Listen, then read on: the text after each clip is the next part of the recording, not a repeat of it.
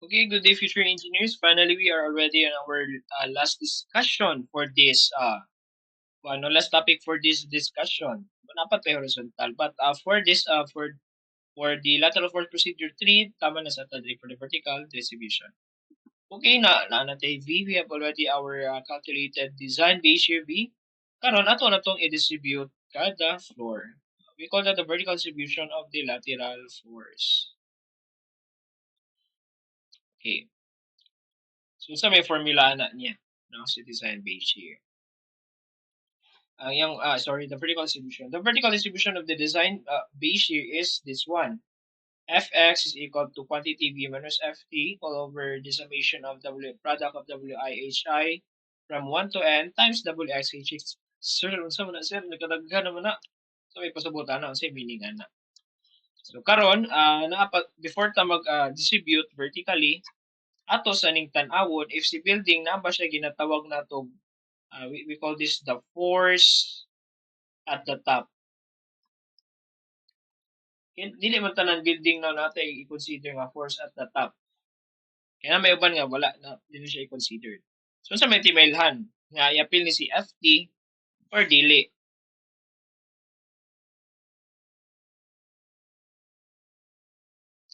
So si FT dili na to siya apilon, no? Si FT equal to 0 siya if atong calculated nga time or reduction period kay less than 0.7 seconds. But si FT ato siyang apilon, yang formula is 0.07 times time times the design base shear if ang na-solve na to nga time or structure period is greater than 0.7 seconds. Wala na siya. So since sa ato ang example, sabi na sa ato example. Mura sa niya, dali lagi kining formula sa kuan.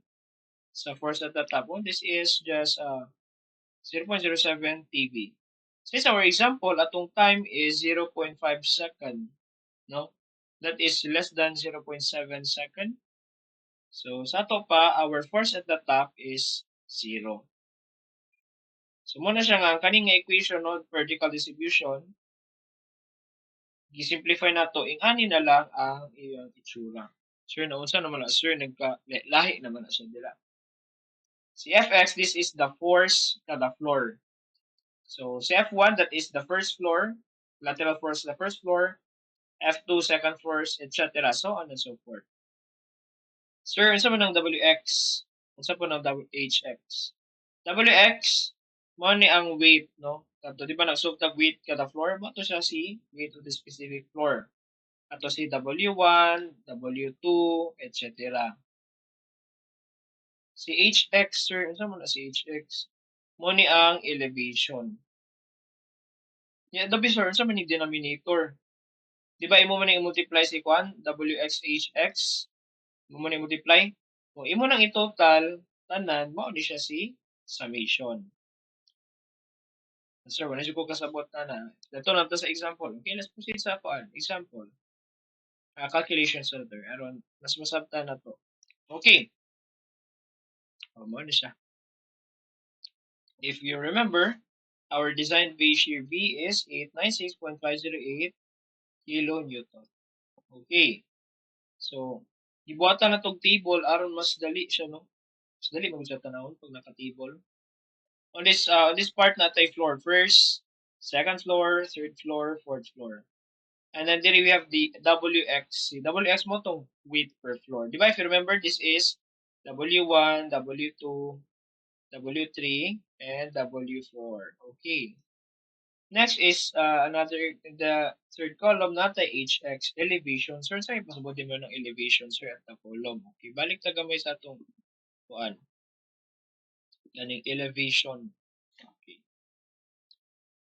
Pasabot na to sa elevation kada floor is iyang height gikan sa foundation. So elevation ni first floor is kanilang 2.5. Kaning HX ni second floor, so this is H1. Si HX ni second floor is H2. Our H2 is 2.5 sorry, 3.5 plus 2.5. So that is 6 meters. Si H3, no, that is gikan sa ubos.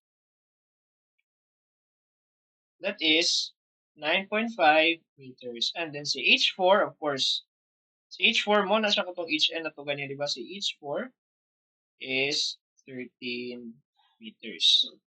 Mo na siya, that is the HX na part. Okay, let's proceed. Balik ta. Asa naman to? Okay na lang. So si H1, this is our H1, that is 2.5. So height of the second floor, 2.5 plus 3.5, that is at 6 meters. Katong pakita na ko ganiya. And then the third floor, that is at 9.5 meters from the foundation.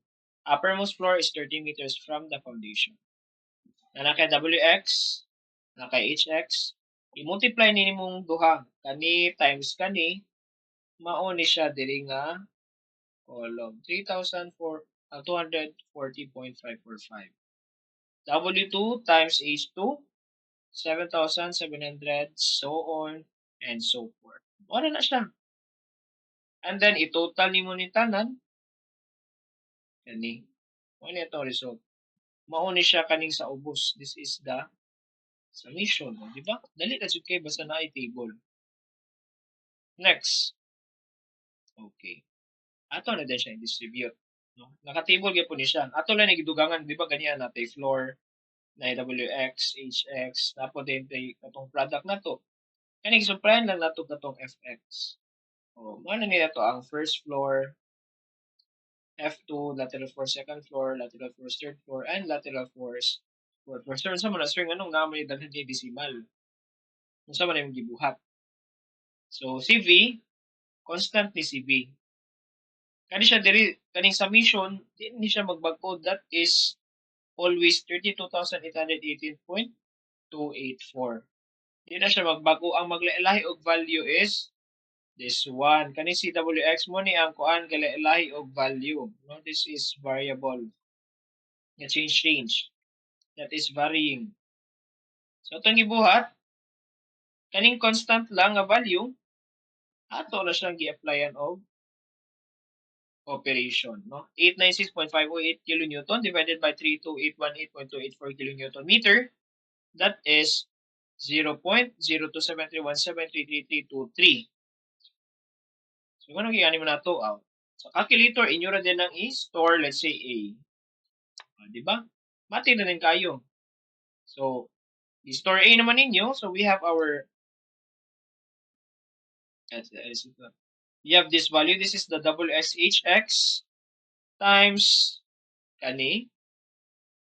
And then WXHX sa second floor times this value again. Same as well for the third floor and for the fourth floor. Karon mo na din ato ang lateral force kada floor. This is for the first floor. This is the second floor. This is the third floor. And finally, ni fourth floor. Kung inyo ni total tanan, actually kung inyo ni total tanan, mo equal na siya sa 896,508. No, that is, if you remember, no, this is our calculated na design base shear. Meron na siya. Lateral force, distribution, vertical distribution of lateral force. And afterwards, okay, mo na siya. First floor, 88.523 kilonewton. Second floor, we have the third floor and the fourth floor. Nag-distribute siya. Yeah, karon and di ba natay next nga problem, i-calculate natong horizontal distribution sa floor kung asay pinakadako nga design base, vertical distribution or story shear. Story shear itong tawag nino aside sa kuan, we also call this the story shear.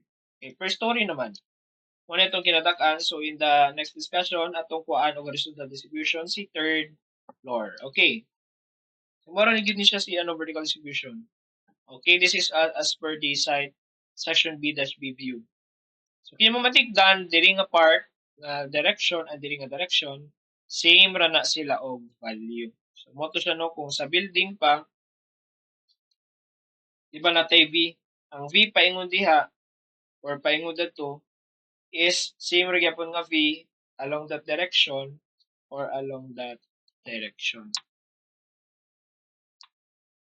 Now, karon, mo na siya humana ang vertical distribution. Next is, okay, ato lang ibalik-balik. Tibol-tibol lang ipunta. Mag-solve din ta og overturning moment and writing moment. Si overturning moment, no, si OM, OMG. Si OM, that is the moment nga makapatumba kang building. Mo na itong gitawag overturning. Si writing moment po, writing. Mo ni ang moment nga kuan, no, murag mo resist, no. Dili niya ipatumba imong building. Okay. So, saan man na nato pag-solve? Si overturning moment, OM, dili na tanaw lang gid ka. Si overturning moment, diba, is kato makapatumba ni building. So, pananglitan na, let's say, naakay ko diri, you have, what you call this, na diri mong joint. So, ang overturning moment na to is caused by the seismic force. So, ano na siya? That is just the force 1 times the moment arm. That is just the force times the distance, di ba? So, we have that times 2.1. Ang F2, that is 212.445 times H2, di ba? This is H2. F3 times H3. F4 times H4. That is the overturning moment. So, ano siya? You have 88.523 times 2.5. Overturning moment nato is 221.308 kilonewton meter. This is for the from the second floor, third floor, and third floor. I-total na nimo, this is the total overturning moment. Karon si writing moment, unsa man ang kuan, unsa may magpabalik sa imo ang building. So kung kani si earthquake force, no, iyan na ipatumba imo ang building, napo ni siya ginatawag na to writing moment, katong mo resist sa overturning. Kinsa man ang ga-resist sa overturning? Ang ga-resist atong mga weights, di ba? Nata si weight 1, si weight 2, weight 3, si weight 4. Please take note, always remember, kanunay, si weight ga-act at the center. Nagina siya sa tunga. So, ang moment arm po diri, force times distance is, kani sila nga weight times this distance, no, sa moment arm. That is 5 meters. But actually, ang shortcut gani ani is pwede ra na i-total imong tanan, di ba? We have the total building weight, W.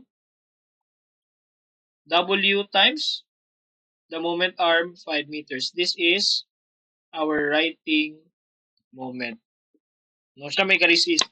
Kung kani siya iyang ginatuklod, si earthquake is iyang ginatuklod para matumba ang building, kani po siya musukol para di matumpa ang building. That is due to the dead load.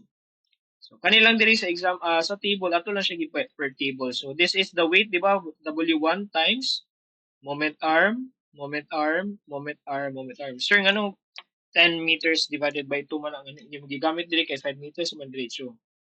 Ako lang purpose na is, this is the width of the building, that is 10 meters. And then, namo sa itong agaak, so that's why divided by 2, that is equal to 5 meters. Sir, nga nung wala ni mo ni i-consider ang writing diri, sir, kay along this direction, kay atong gipo ng naman gipo writing moment along this direction. So, ato lang i-consider katong critical nga part. Kung inyong tanawon diri, kung na kay weight diri, yung moment arm is, we have 5 meters here plus 2.5 meters. Moment arm niya is 7.5 meters. Mas dako ang moment arm, mas safer for the writing moment. So, sa ato pa, muna ako siya gi-apid diya kay office na siyang safe. This is the critical, the 5 meters. So, mara to siya, no? We have the weight times the moment arm. And then, imo lang i-total, that will be our writing moment. 23,098.87. So, dili pa lang daan, nakita na nato nga si RM, no? Mas dako siya kaysa kang OM. Ito pa, mas safe imong structure kay mas dako si RM. Karon, the factor of safety is just this one. Factor of safety is just equal to the writing moment over the overturning moment. And for this problem, that is 2.865. The structure is safe against overturning. So yan na siya kadali, no? So if you have any question, please feel free to send me a message, and then since the video na would be a great assistance sa PDF file nga ako ang design. Okay, that would be all. Dahil education, alam mo ka stress, no?